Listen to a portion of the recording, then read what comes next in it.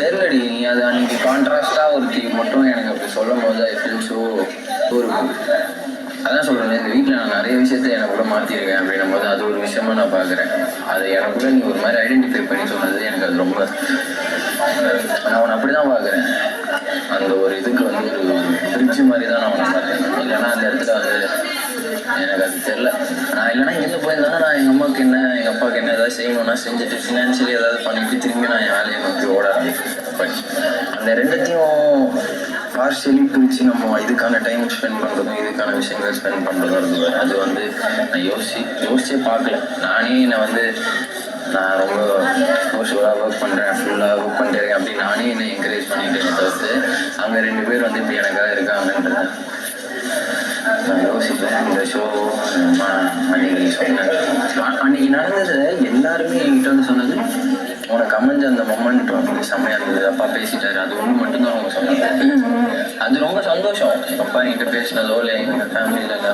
But ஏதோ ஒன்று miss ஆகுதுல்ல. நான் இங்கேருந்து வெளில போயிட்டு திரும்பி அந்த ஒரு கனெக்ட் வேணுமா, எனக்கு ஒரு விஷயம் வேணும்ல. அது என்னென்னு நான் ரியலைஸ் பண்ணல. அது சும்மா வந்துட்டு போயிருந்தாங்கன்னா கூட அது இல்லை சொல்லும் போது அதுக்குமா இங்கே இருக்கிறவங்க உங்கள் அப்பா அம்மா எப்படி நீ எப்படி உங்கள் ஃபேமிலியை பார்க்குற, பிபிக்கு 1008 அவங்க அப்பா பேரண்ட்ஸோட அவங்களுக்கு வேறு என்ன கருத்து இருந்தாலும் அவன் எப்படி அவங்களுக்கு கேட்க மாட்டான்.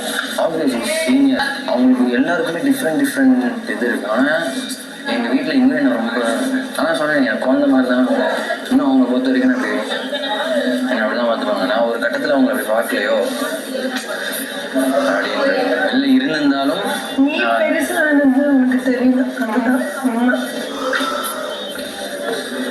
அதுக்குள்ள ஒரு மீட்டிங்கை போட்டு அது வேற மாதிரி நீ அப்ப வேற என்ன பண்றேன்னு தெரியல. என்ன பண்ண சொல்லு. சரி ஓகே உனக்கு கடைசி வரைக்கும் புரியவே வெளில புரிஞ்சிச்சு. எனக்கு புரிஞ்சிச்சு. கடைன்றது ரீசனிங் புரியுது. ரீசன் தேவையே இல்லையே. ரீசனை வச்சு என்ன பண்றது? இப்ப தப்பு அது ஒண்ணு உனக்கு அண்டர்ஸ்டாண்ட் பண்ண வைக்கிறதுக்கு தான் சொல்றோம். நீவே ஏதோ ஒரு இடத்துல உனக்கு ஹெல்ப்ஃபுல்லா இருக்கும்ன்றதுக்காக இப்படி அதுக்கு திருப்பி ரீசன் கொடுத்துட்டு நீ உன்னையே சாந்திப்படுத்திட்டு ஒன்னும் ஆக போகுது. சாந்திப்படுத்திட்டு நீ சொல்ற நான் டோட்டலி அக்ரி பண்ணிக்கிறேன். அப்புறம் ஏன் இதை பண்ணுன்றதை நான் சொல்லுவேன். அதுதான் ரீசன் சொன்னா நீ சொல்றது நான் ஏற்றுக்க